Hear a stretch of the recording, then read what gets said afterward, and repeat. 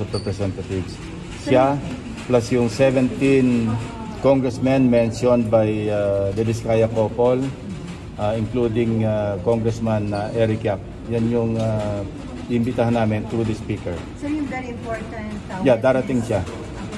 As of now. May affidavit na meron siyang affidavit, draft affidavit.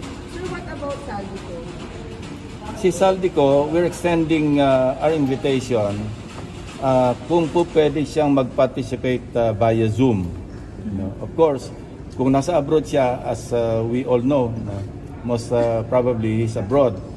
So hindi magiging valid yung kanyang testimony unless nando siya sa premises ng embassy, Philippine Embassy, doon sa lugar ng kinaroroonan niya. If not, pwede naman siya mag-testify, and then pwedeng after the testimony, pwede niya ipa-affirm yung nilalaman ng kanyang salaysay, yung kanyang testimony sa isang consul kung saan sa man naroroon. So may ganung arrangement na with him? Yun ang gagawin namin, yun ang plano namin.